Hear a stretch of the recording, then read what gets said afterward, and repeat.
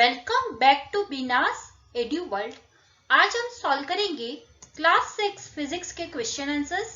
Chapter है light. इस chapter में हम क्या क्या सॉल्व करेंगे आइए देख लेते हैं। सबसे फर्स्ट हम सॉल्व करेंगे क्वेश्चन बी जो है short and long question answers.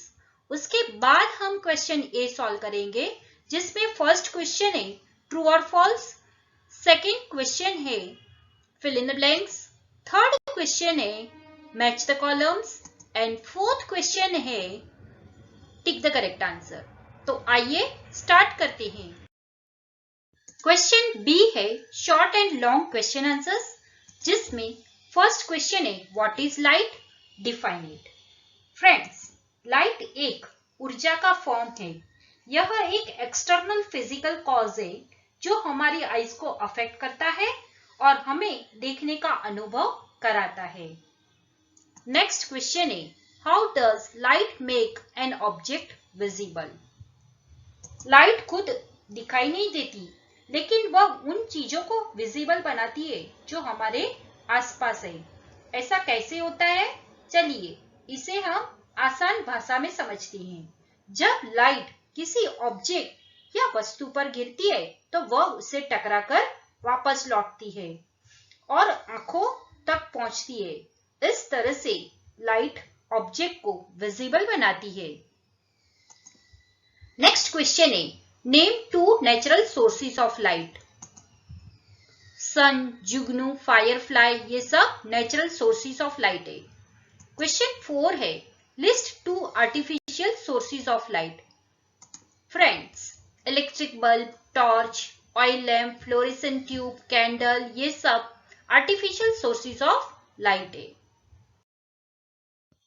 Question number 5 है difference between the luminous and non luminous bodies, give two examples of each.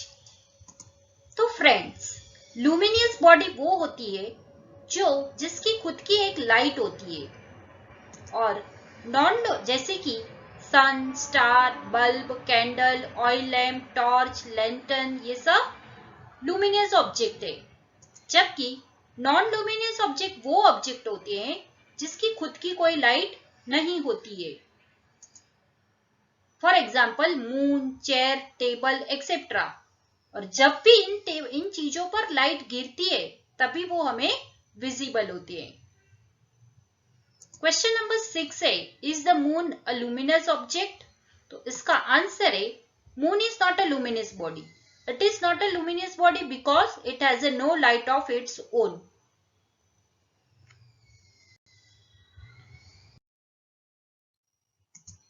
Question number 7 what do we call a body that shines on its own. जो body खुद से shine करती है तो उस body को क्या कहा जाता है। The bodies that shine on its own or which themselves emit their own light are called the luminous bodies. उसे हम luminous body कहेंगे। Question number 8. What do we call an electric bulb producing light? तो उसका answer है luminous object। जो electric bulb खुद से ही light produce कर रहा है तो उसे भी हम luminous object कहेंगे। Question number 9 है What is transparent medium? Give two examples.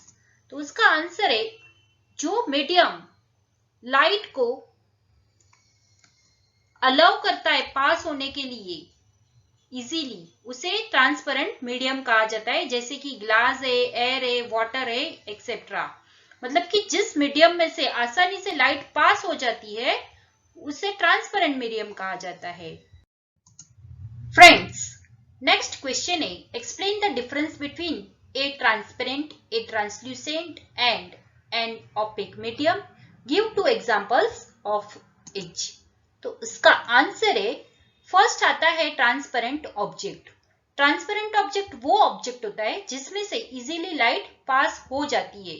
जैसे कि वाटर है, ग्लास है, एयर है। तो ये सब ट्रांसपेरेंट ऑब्जेक्ट्स के एग्जांपल्स है। सेकेंड है ट्रांसल्यूसेंट ऑब्जेक्ट। जिस ऑब्जेक्ट्स में से लाइट पार्शियली यानी कि थोड़ी सी ही पास हो सकती है उसे ट्रांसल्यूसेंट ऑब्जेक्ट कहा जाता है। जैसे कि ट्रेसिंग पेपर है, वैक्स्ड पेपर है, ये सब ट्रांसल्यूसेंट ऑब्जेक्ट के एग्जांपल्स है। थर्ड है ऑपेक ऑब्जेक्ट। जिस ऑब्जेक्ट्स में से लाइट पास नहीं हो सकती है उसे ऑपेक ऑब्जेक्ट कहा जाता है। फॉर एग्जाम्पल वुड, मेटल, ये सब ऑपेक ऑब्जेक्ट के एग्जाम्पल्स है। नेक्स्ट क्वेश्चन है, what do we call a substance through which we cannot see light? Give an example of such substance. जिस सब्सटेंस में से लाइट पास नहीं हो सकती है उसे हम ऑपेक सब्सटेंस कहते हैं और उसके एग्जांपल्स है would, metals, black pepper etcetera.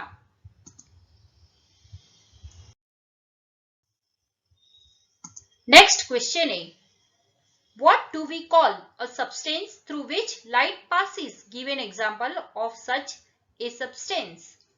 जिस सब्सटेंस में से लाइट इजीली पास हो जाती है उसे ट्रांसपेरेंट सब्सटेंस कहा जाता है। इसके एग्जांपल्स है ग्लास, एयर, वाटर एक्सेट्रा, जो हमने आगे भी देखा।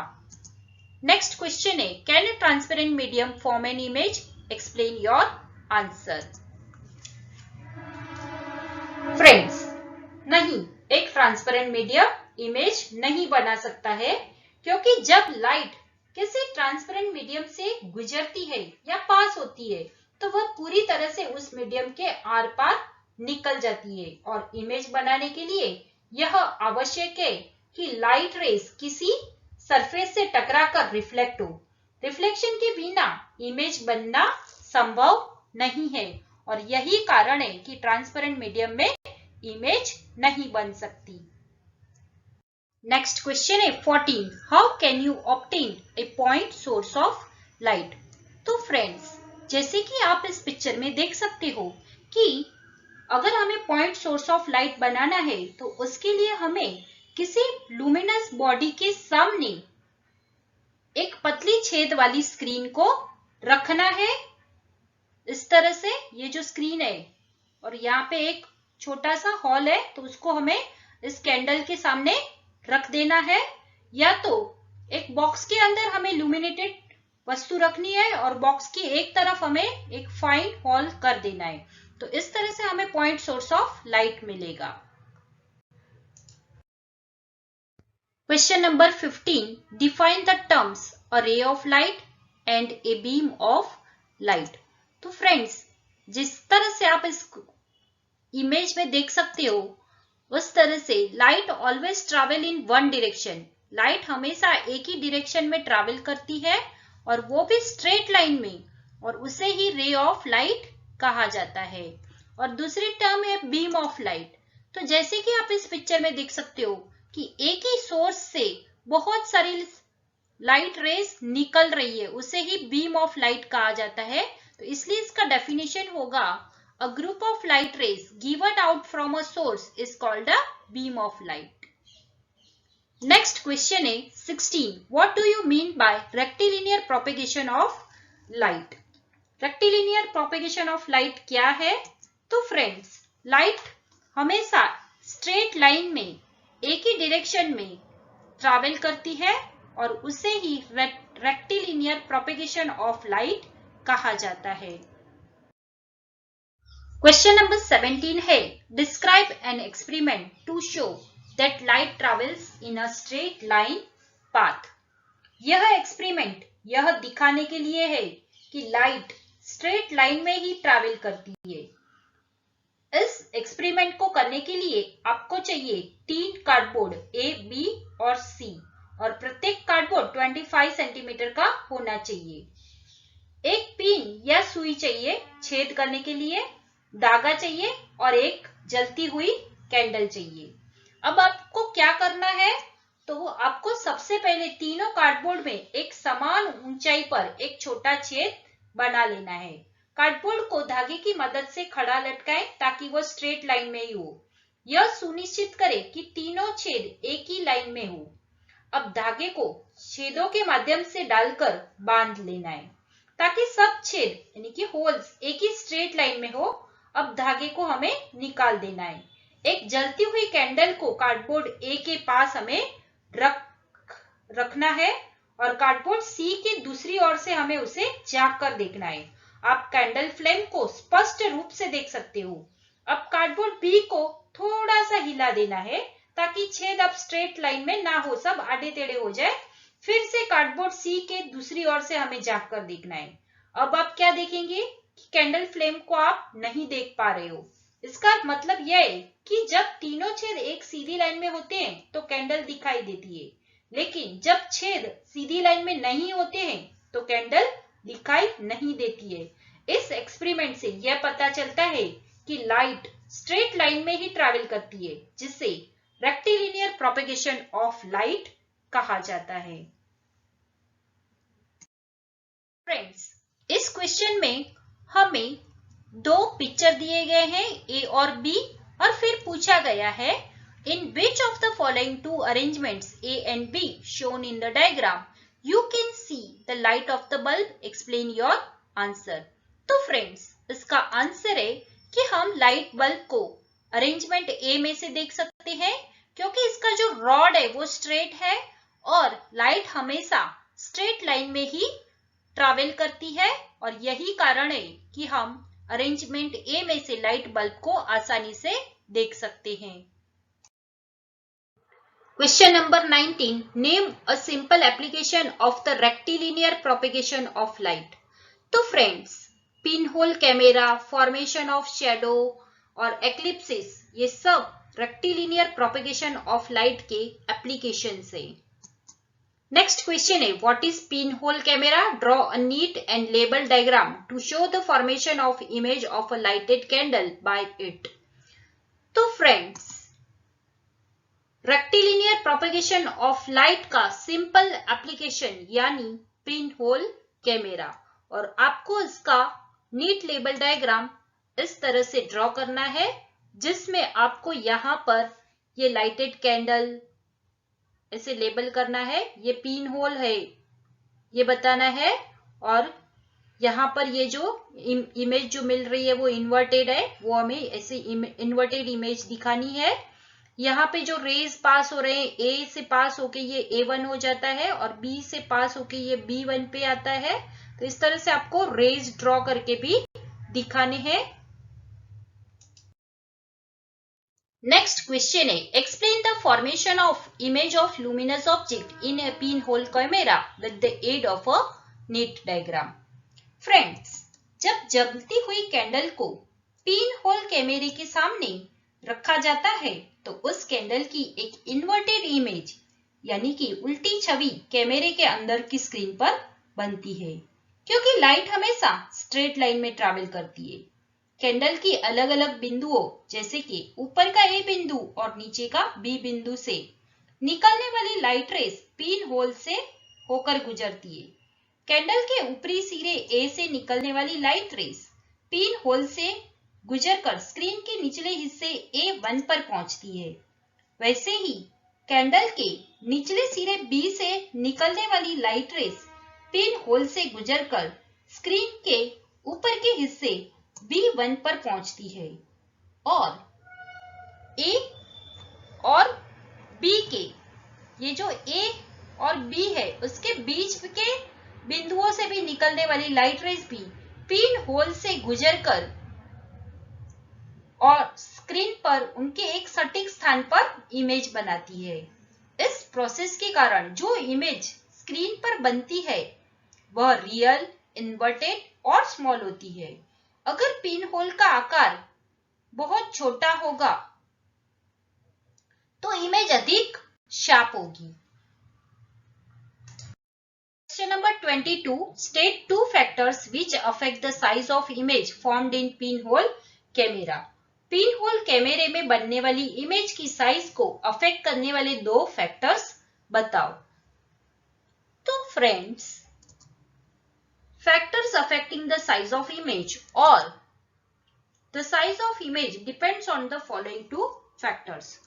फर्स्ट है the distance of screen that is tracing paper from the pin hole, यानी कि स्क्रीन की दूरी। जब पिन होल से स्क्रीन की दूरी बढ़ाई जाए तो इमेज बड़ी हो जाती है, और जब पिन होल से स्क्रीन की दूरी कम की जाए तो इमेज छोटी हो जाती है। दूसरा फैक्टर है the distance of object that is candle in front of pin hole, यानी कि ऑब्जेक्ट की दूरी यदि ऑब्जेक्ट यानी कि कैंडल को पिन होल के करीब लाया जाए तो इमेज बड़ी बन जाती है, और यदि कैंडल को पिन होल से दूर ले जाए तो इमेज छोटी हो जाती है। नेक्स्ट क्वेश्चन है, is the image obtain in a pin hole camera erect और inverted? Give reason for your answer. Friends, जैसे कि आगे हमने देखा कि पिन होल कैमेरा में जो भी इमेज हमें मिलती है वो इरेक्ट नहीं लेकिन इन्वर्टेड होती है, यानी कि उल्टी होती है। ऐसा क्यों होता है? क्योंकि लाइट रेज हमेशा स्ट्रेट लाइन में ही ट्रैवल करती है। कैंडल के ऊपरी सिरे से निकली लाइट रेज पिन होल से गुजरकर स्क्रीन के नीचे के भाग पर पहुंचती है। इसी तरह से कैंडल के निचले सिरे से निकली लाइट रेज पिन होल से गुजरकर स्क्रीन के ऊपर के भाग पर पहुंचती है, और इस तरह से पिन होल कैमरा में बनी इमेज हमेशा इन्वर्टेड यानी कि उल्टी होती है। नेक्स्ट क्वेश्चन है, how is the image affected in a pin hole camera when another fine hole is made near the first pin hole? अगर फर्स्ट पिन होल के पास ही और एक पिन होल बनाया जाए तो उसकी इमेज पर क्या इफेक्ट होगी? तो उसका आंसर है फ्रेंड्स, जब पहले पिन होल के पास एक और होल बनाया जाता है तो स्क्रीन पर दो इमेज बनती है। क्यों दो इमेज बनती है? क्योंकि दोनों होल से आने वाली लाइट रेज अपनी अपनी इमेज बनाती है, और अगर दोनों होल्स एक दूसरे के बहुत ही पास है तो दोनों इमेज एक दूसरे के ऊपर आ जाती है, यानी कि ओवरलैप हो जाती है और स्क्रीन पर एक ब्लर इमेज दिखाई देती है। तो यही इफेक्ट अपनी इमेज पर गिरेगी अगर दो पिन होल बनाए जाएंगे। नेक्स्ट क्वेश्चन है, what is shadow? Give a reason for its formation. Friends, यहाँ पर हमें पूछा गया है कि शैडो क्या है और उसका रीजन दो फॉर्मेशन के लिए। तो उसका आंसर है, जब लाइट किसी ओपेक ऑब्जेक्ट पर गिरती है तो वह रिफ्लेक्ट हो जाती है और स्क्रीन पर डार्क पेच बनाती है, उसे ही शैडो कहा जाता है। इसका कारण क्या है? ये शैडो क्यों फॉर्म होती है? तो इसका कारण है कि लाइट हमेशा स्ट्रेट लाइन में ही ट्रैवल करती है। जब वस्तु लाइट रेज को रोक देती है तो उस स्थान पर शैडो बनती है।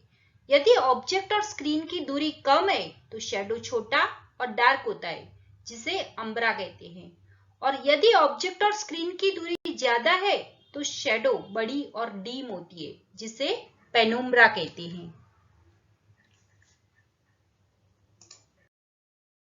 फ्रेंड्स, 25th क्वेश्चन है, पिन होल कैमरे में इन कंडीशन में इमेज पर क्या असर पड़ेगा? तो फर्स्ट कंडीशन है friends, the hole is made bigger. अगर छेद को यानी कि होल को अगर बड़ा कर दिया जाए तो उसकी इमेज कैसी होगी? यदि पिन होल को बड़ा कर दिया जाए तो स्क्रीन पर ब्लर इमेज दिखाई देती है। इसका कारण है फ्रेंड्स, बड़ा छेद कई छोटे छोटे पिन होल की तरह काम करता है। हर पिन होल अपनी इमेज बनाता है और ये सभी इमेजेस एक दूसरे के ऊपर आकर ओवरलैप हो जाती है, जिससे इमेज ब्लर दिखाई देती है। सेकेंड कंडीशन है, the luminous object is move towards the pin hole. अगर लुमिनस ऑब्जेक्ट को पिन होल के पास ले जाया जाए तो यदि ऑब्जेक्ट को पिन होल के करीब लाया जाता है तो स्क्रीन पर बनने वाली इमेज का आकार यानी कि शेप बड़ा हो जाता है, क्योंकि इमेज का शेप और ऑब्जेक्ट को शेप इस रेशियो पर डिपेंड है। Image size upon object size is equal to distance of screen from pin hole upon distance of object from pin hole. और थर्ड कंडीशन है friends, the length of the pin hole camera is increase, that is the screen is move away from the pin hole. यदि screen को pin hole से दूर किया जाए यानी pin hole और स्क्रीन के बीच की लेंथ बढ़ा दी जाए तो क्या होगा? यदि स्क्रीन और पिन होल के बीच की दूरी बढ़ा दी जाए तो इमेज का साइज भी इंक्रीज हो जाता है, क्योंकि जब स्क्रीन को पिन होल से दूर किया जाता है तो लाइट रे स्क्रीन पर अधिक स्प्रेड होती है, जिससे इमेज बड़ी बन जाती है। नेक्स्ट क्वेश्चन है, draw a ray diagram to show the formation of shadow of an opaque object by a point source of light. How is the size of shadow affected if the screen is move away from the object. Friends, इस क्वेश्चन में हमें क्या draw करके बताना है? तो formation of shadow of an opaque object by a point source of light, ये हमें ड्रॉ करना है। तो आपको इस तरह से एक डायग्राम ड्रॉ करना है। अब इसमें आपको क्या क्या बताना है? तो सबसे पहले एक लाइटेड कैंडल बतानी है यहाँ पर, फिर यहाँ पर एक कार्डबोर्ड और उसमें एक छेद है वो भी बताना है कि ये होल है और ये कार्डबोर्ड है, उसको आपको लेबल करना है। और यहाँ से जो ये लाइटेड कैंडल है उसकी लाइट इस छेद में से निकल कर उसके रेज यहाँ से ए और बी से पास हो रहे हैं। यहाँ पे ओपेक ऑब्जेक्ट है एक, तो यहाँ से ये जो रे पास हो रहे हैं वो यहाँ पे A1 और B1 पे मिल रहे हैं स्क्रीन के ऊपर। तो ये जो डार्क शेडो फॉर्म हुआ है उसे अम्ब्रा कहा जाता है, शेडो या अम्ब्रा कहा जाता है। तो इस तरह से आपको ड्रॉ करके उसको लेबल कर देना है डायग्राम को। अब आपको नेक्स्ट क्वेश्चन में पूछा गया है, how is the size of shadow affected if the screen is move away from the object. ये जो ऑब्जेक्ट है उससे हम अगर स्क्रीन को दूर लेते जा रहे हैं तो शेडो कैसे अफेक्ट होगा। तो फ्रेंड्स, हम यहाँ पर देख रहे हैं कि यहाँ पे जो ऑब्जेक्ट के बाजू में जो रेज है वो थोड़ा छोटा है। जैसे जैसे हम स्क्रीन को दूर लेते जा रहे हैं उसकी ये जो गैप है दोनों के ए और बी के बीच में, टू रेज के बीच का जो गैप है वो बढ़ता जा रहा है, मतलब कि उसकी शेडो बड़ी होती जा रही है जैसे जैसे हम स्क्रीन को ऑब्जेक्ट से दूर करते जा रहे हैं। और इसलिए हम इसके आंसर में लिख सकते हैं कि if we move the screen away from the object the shadow increases in size. Next question है, state two differences between an umbra and penumbra. तो फ्रेंड्स, अम्ब्रा का डेफिनेशन है, it is the portion of shadow where no light reaches from the source of light due to the opaque object। ये ऐसा portion है shadow का जहां पे थोड़ी सी भी लाइट नहीं जा सकती है क्योंकि यहाँ पे बीच में ओपेक ऑब्जेक्ट है। और इसलिए ये कैसा होता है, इसका नेचर ऑफ शेडो क्या है, तो ये कंप्लीटली डार्क होता है। ये जो अम्ब्रा होती है वो कंप्लीटली डार्क होती है, जबकि पेनुम्ब्रा होती है वो थोड़ी सी डीम यानी कि लेस ब्राइट होती है। और क्यों लेस ब्राइट होती है, क्योंकि it is the portion of shadow where a portion of light from the source of light reaches. मतलब कि ये जो आजू बाजू का पार्ट है अम्ब्रा के वो पेनुम्ब्रा है और यहाँ पर थोड़ी सी लाइट जा सकती है, सोर्स ऑफ लाइट से यहाँ पर जाती है थोड़ी सी लाइट, और इसलिए ये जो पेनुम्ब्रा होती है वो कंप्लीटली डार्क नहीं होती है बल्कि ये डीम यानी कि लेस ब्राइट होती है। तो यही डिफरेंस है अम्ब्रा और पेनुम्ब्रा में। नेक्स्ट क्वेश्चन है, draw a ray diagram to show the formation of umbra alone. तो यहाँ पे आपको ये जो पेनुम्ब्रा है उसको सिर्फ आपको मार्क नहीं करना है, तो बस ये हो जाएगा diagram of formation of umbra alone. Next question है, draw a ray diagram to show the formation of umbra and penumbra both, label the parts umbra and penumbra in your diagram. तो फ्रेंड्स, आपको इस तरह का एक रे diagram draw करना है। अब इसमें यहाँ पर आपको एक कैंडल, बर्निंग कैंडल दिखानी है जिसको एस नाम देना है। यहाँ पे जो P और Q ये जो स्ट्रेट जा रहे हैं, तो ये कहाँ पे मिलता है, P स्ट्रेट जा रहा है तो ये स्क्रीन पर C पर मिलता है, और Q जो रे स्ट्रेट जा रहा है वो D पर मिलता है, और C और D क्या है, तो ये अम्ब्रा है। और बीच में A और B ओपेक ऑब्जेक्ट है जिसकी वजह से ये शेडो फॉर्म हो रहा है। और जहां पर P से ये स्लांटिंग रे जाकर F पे मिलता है और Q से जो स्लांटिंग रेज जाकर E पे मिलता है वो है पेनुम्ब्रा। यानी कि यहाँ पर एक कम लेस डार्क शेडो बन रहा है जिसे पेनुम्ब्रा कहा जाता है। तो इस तरह का आपको एक डायग्राम ड्रॉ करना है। नेक्स्ट क्वेश्चन है, in each of the following diagrams draw rays to form umbra and penumbra on the screen. Friends, इस क्वेश्चन में हमें दो डायग्राम्स दिए गए हैं, ए और बी, और उस डायग्राम में हमें रे ड्रॉ करके अम्ब्रा और पेनुम्ब्रा स्क्रीन पर कहां बन रही है वो हमें बताना है। तो सबसे पहले हम ए डायग्राम ही देखेंगे। तो आप देख सकते हो कि हमें क्वेश्चन में पॉइंट सोर्स ऑफ लाइट दिया गया है, ओपेक ऑब्जेक्ट दिया गया है और स्क्रीन दी गई है। अब यहां से हमें रे डायग्राम ड्रॉ करके अम्ब्रा कहां पर फॉर्म हो रही है और किस तरह से फॉर्म हो रही है वो बताना है।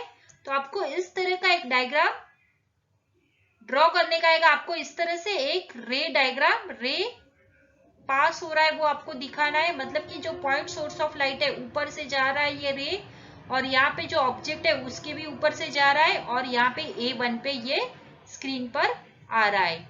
उसी तरह से नीचे से जो रे पास हो रहा है वो नीचे ओपेक ऑब्जेक्ट पे B से B1 पे मिल रहा है। तो यहाँ पे बीच में जो एक डार्क पेज तैयार हो गया है वो है अम्ब्रा। इस तरह से आपको ड्रॉ करके रे डायग्राम, इस तरह से ये दो रे डायग्राम आपको ड्रॉ करनी है।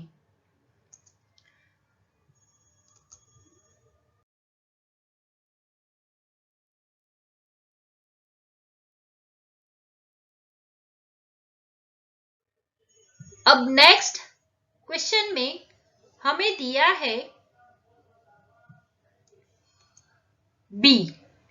तो बी में हमें क्या दिया है, बी में भी हमें point source of light, opaque object और स्क्रीन दी गई है, और अभी हमें यहाँ पर पेनुम्ब्रा ड्रॉ करके दिखाना है।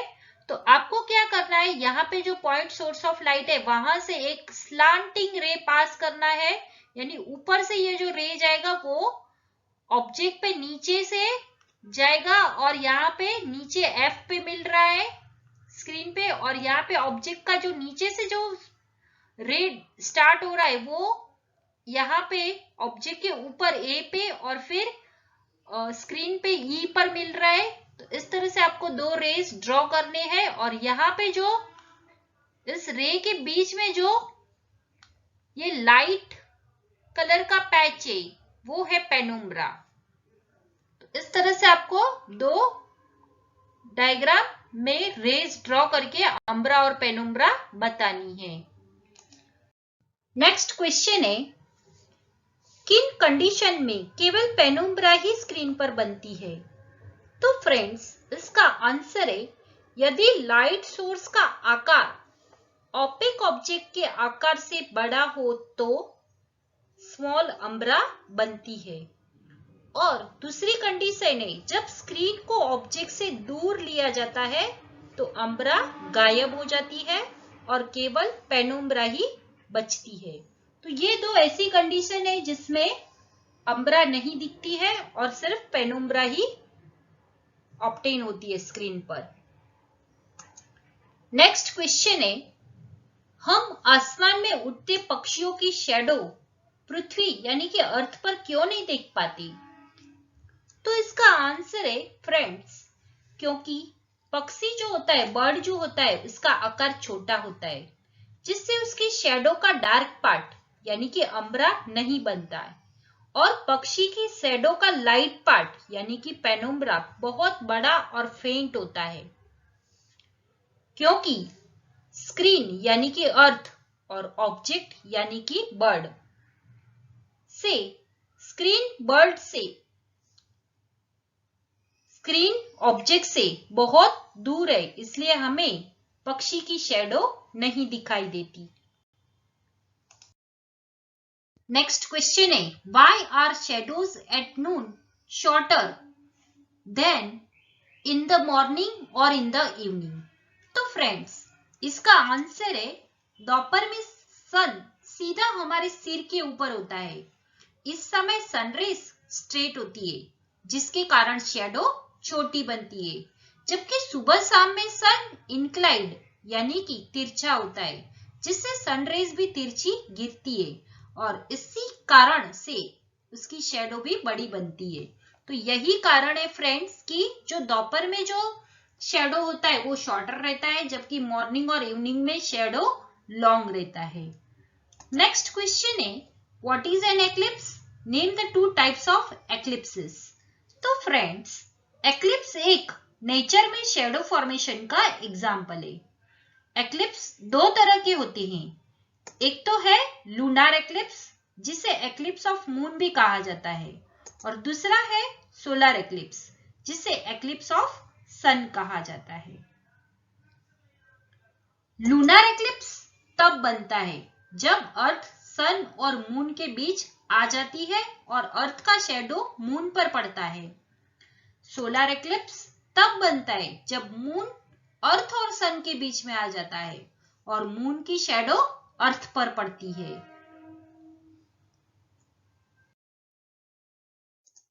नेक्स्ट क्वेश्चन है when does a lunar eclipse take place? Does it occur on every full moons night? तो फ्रेंड्स, लूनार एक्लिप्स तब होता है जब अर्थ सन एंड मून के बीच में आ जाती है और अर्थ का शेडो मून पर पड़ता है। सेकेंड हमें पूछा गया है does it occur on every full moons night? तो इसका आंसर है नहीं, लूनार एक्लिप्स हर फुल मून नाइट को नहीं होता। फुल मून नाइट को मून ईस्ट में राइज होता है और सन वेस्ट में सेट होता है, जबकि लूनार एक्लिप्स तब होता है जब सन, अर्थ और मून तीनों एक स्ट्रेट लाइन में हो, और ऐसा केवल कुछ स्पेशल फुल मून नाइट को ही होता है। नेक्स्ट क्वेश्चन है draw a diagram to show the formation of lunar eclipse. तो लूनार एक्लिप्स किस तरह से फॉर्म होता है उसका आपको डायग्राम ड्रॉ करना है। तो आपको इस तरह का एक डायग्राम ड्रॉ कर देना है जिसमें आपको यहाँ पर सन, अर्थ, बीच में अर्थ और फिर अर्थ के शेडो में ही मून आया है वो बताना है। यहाँ पे ये मून का ऑर्बिट है वो बताना है, और यहाँ पे अम्ब्रा और फिर यहाँ पे दोनों साइड में पेनुम्ब्रा फॉर्म हो रही है वो भी बताना है। ये पार्शियल लूनार एक्लिप्स बताना है यहाँ पे। तो इस तरह से आपको डायग्राम ड्रॉ करके लूनार एक्लिप्स का बता देना है। नेक्स्ट क्वेश्चन है when does a solar eclipse take place? Does it occur on even new moons night? Solar eclipse तब होता है जब मून, सन और अर्थ के बीच में आ जाता है। इस स्थिति में मून सनरेज को अर्थ तक पहुंचने में रोकता है और अपना शेडो अर्थ पर डालता है, और ये तब होता है जब सन, मून और अर्थ तीनों स्ट्रेट लाइन में हो। अब आगे हमें पूछा गया है does it occur on even new moons night? तो नहीं, इसका आंसर है नहीं, सोलर एक्लिप्स हर न्यू मून्स नाइट को नहीं होता है। ये तब होता है जब न्यू मून नाइट हो और सन, मून और अर्थ तीनों एक स्ट्रेट लाइन में हो।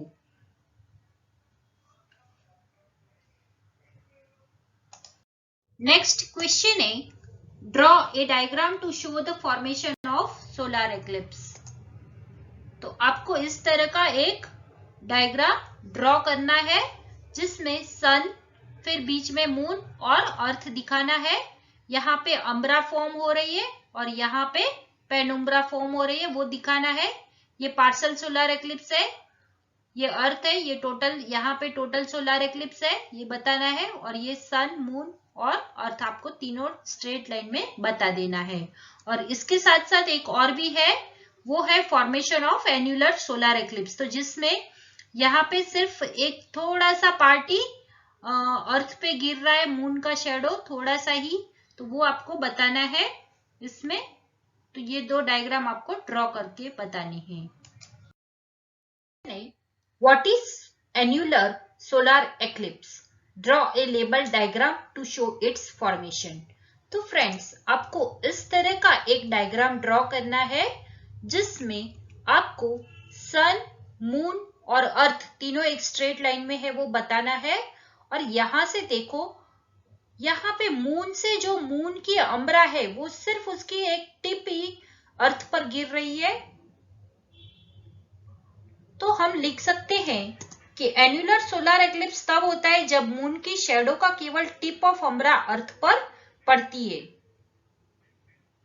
और इस सिचुएशन में मून जो होता है वो सन के जो सेंटर पार्ट है उसको ढक देता है, लेकिन सन का जो बाहरी पार्ट होता है, जो उसकी रिम है, वो एक चमकीली रिंग के आकार में दिखाई देती है और इस चमकीली रिंग को कोरोना कहा जाता है और यह दृश्य कुछ क्षणों तक के लिए ही होता है।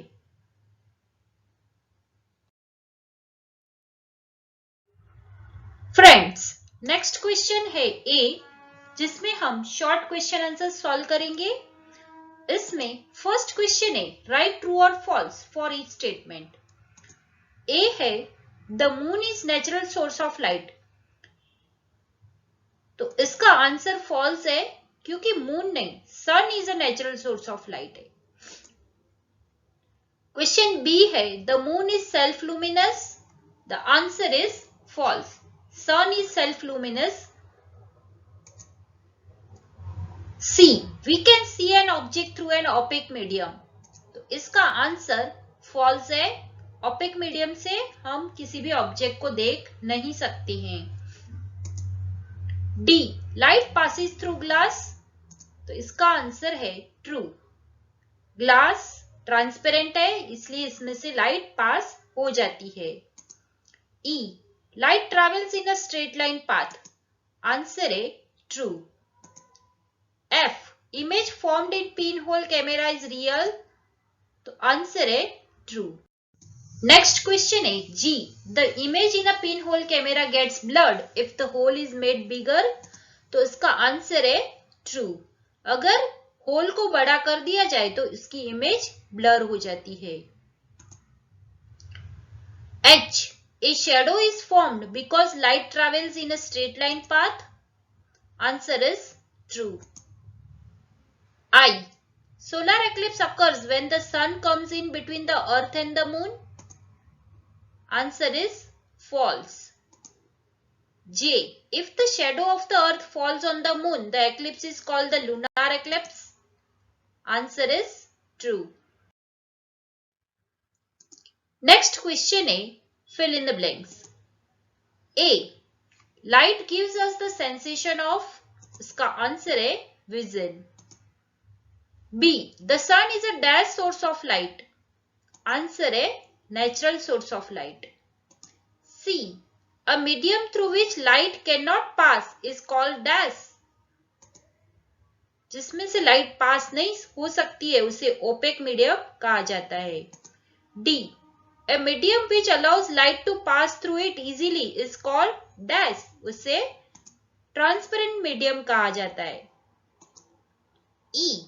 Moon is a dash body, answer है non luminous body, moon non luminous body है। F. Light travels in a dash path, तो आंसर है straight line path. G. In a pin hole camera the image formed is dash, answer है real and inverted. H. The darkest portion of a shadow is called the dash, umbra. I. The last dark portion of a shadow is called as, answer है penumbra. J. Lunar eclipse occurs when the dash comes in between the dash, the sun.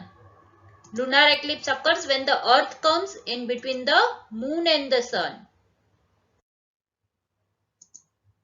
Next question है match the followings. उसमें column A में हमें दिया है wooden block, sun, umbra, eclipse and solar eclipse, और column B में हमें दिया है new moons day, rectilinear propagation of light, opaque body, luminous body and complete dark part. तो चलो आइए इससे मैच करते हैं। वुडन ब्लॉक के सामने आएगा opaque body, sun luminous body है, अम्ब्रा कंप्लीट डार्क पार्ट है, एक्लिप्स तो रेक्टिलिनियर प्रोपेगेशन ऑफ लाइट है, और solar eclipse new moons day को होता है। नेक्स्ट क्वेश्चन है सिलेक्ट द करेक्ट ऑल्टरनेटिव्स। उसमें फर्स्ट क्वेश्चन है the natural source of light is first candle flame, electric lamp, sun और केरोसिन लैम्प। तो इसका करेक्ट आंसर है फ्रेंड्स सन। सन एक नेचुरल सोर्स ऑफ लाइट है। Next question, the formation of inverted image in a pinhole camera shows that first, light enables us to see. Second, light travels in a straight line path. Third, light can pass through the pinhole. And fourth, light does not pass through the pinhole. तो इसका correct answer है friends light travels in a straight line path. Third, the luminous body is a lighted bulb, earth, moon और table. तो friends इसका correct answer है lighted bulb. Next question है 4, umbra is a region of 1 complete darkness, 2 partial darkness, 3 complete brightness, 4 partial brightness. तो umbra मतलब complete darkness, तो इसका correct answer है complete darkness. 5, penumbra is a region of complete darkness, complete brightness, partial brightness और none of the above. तो इसका correct answer है friend partial brightness. 6, solar eclipse occurs on every new moon's day, certain new moon's day, every full moon's day और certain full moon's day। तो friends इसका correct answer है certain new moon's day। Next question है 7, lunar eclipse occurs on every full moon's night, certain full moon's night, certain new moon's night और every new moon's day। तो इसका correct answer है certain full moons night. Friends अब हम इन text question answer solve करेंगे, जिसमें first question है name any 4 man-made sources of light. तो मैन-मेड सोर्सेस ऑफ लाइट कौन सी है? मैन-मेड मतलब आर्टिफिशियल सोर्सेस ऑफ लाइट जिसे हम ह्यूमन बीइंग बनाते हैं, और वो है an electric bulb, candle, an oil lamp, a torch. ये सब आर्टिफिशियल सोर्सेस ऑफ लाइट है, यानी कि man made sources of light. Next question है why do objects in room become visible even if sunlight does not enter it. Friends अगर room में कोई sunlight नहीं जाती है फिर भी हमें ऑब्जेक्ट्स कैसे दिखता है? तो इसका आंसर है कि when light falls an object, जब भी कोई लाइट किसी ऑब्जेक्ट पे गिरती है it scatters, यानी वो फैल जाती है। even if the sunlight does not enter, भले ना अंदर सनलाइट एंटर ना होती हो। due to a scattered light the object become visible, और इसी scattered light की मदद से ही ये ऑब्जेक्ट विजिबल होता है। नेक्स्ट क्वेश्चन है does the flame of a gas stove emit light? क्या हम लोग जो गैस यूज करते हैं उसका जो फ्लेम होता है वो लाइट इमिट करती है? तो इसका आंसर है any burning thing emit light. कुछ भी जलती हुई जो चीज होती है वो लाइट को इमिट करती है, यानी कि लाइट प्रोड्यूस करती है, लेकिन इंटेंसिटी सबकी अलग अलग रहती है, सेम नहीं होती है। जैसे कैंडल छोटा होता है तो कैंडल की छोटी लाइट होती है, थोड़ी सी कम होती है लाइट, लेकिन जब हम लोग गैस चालू करते हैं तो गैस की जो लाइट है वो कैंडल की लाइट से थोड़ी ज्यादा होती है। उसी तरह से जितनी आग बढ़ी उतनी उसकी इंटेंसिटी लाइट की बड़ी हो जाती है। मतलब a flame of a gas stove emit light. तो हाँ हम बोल सकते हैं कि yes the flame of a gas stove emit light. Next question है name few living things which emit light. कुछ ऐसे लिविंग थिंग्स है जो इमिट करते हैं लाइट को। इमिट मतलब कि प्रोड्यूस करते हैं लाइट को। तो ऐसे लिविंग थिंग्स के नाम बताओ। तो वो है जुगनू एंड फायरफ्लाई। ये रात को आपने आवाज सुनी होगी तो उसे जुगनू और जो फायरफ्लाई है ये 2 लिविंग थिंग्स ऐसे है जो लाइट को प्रोड्यूस करते हैं। नेक्स्ट क्वेश्चन है इन टेक्स्ट क्वेश्चन 2। इसमें फर्स्ट क्वेश्चन है from among the following objects list out the OPEC, translucent and transparent bodies in the space provided below. यहाँ पर इस क्वेश्चन में हमें कुछ ऑब्जेक्ट्स दिए हैं, तो उसे हमें क्लासिफाई करना है ओपेक, ट्रांसल्यूसेंट और ट्रांसपेरेंट बॉडीज में। तो ये सब हमें ऑब्जेक्ट्स दिए गए, glass strip, ordinary paper, grease paper, tracing paper etcetera, इन सबको हमें क्लासिफाई करना है। तो यहां पर देखो फ्रेंड्स, जो ट्रांसपेरेंट ऑब्जेक्ट है उसमें आएगा ग्लास स्ट्रिप, केरोसिन ऑयल और वाटर। ये जो तीन ऑब्जेक्ट्स है वो ट्रांसपेरेंट है। Grease paper, tracing paper, polythene sheet, glycerine, mustard oil और ग्राउंडेड ग्लास, ये जो सब है वो ट्रांसल्यूसेंट ऑब्जेक्ट है, यानी कि इसमें से पार्शियली थोड़ी सी लाइट पास हो सकती है। और ओपेक ऑब्जेक्ट वो होते हैं जिसमें से थोड़ी सी भी लाइट पास नहीं होती है, ये लाइट को रिफ्लेक्ट करते हैं। तो उसमें जो ऑर्डिनरी पेपर है, वुडन पीस है, स्टील प्लेट है, स्टोन है, बुक है, मिल्क है, ये सब क्या है? ओपेक ऑब्जेक्ट हुई।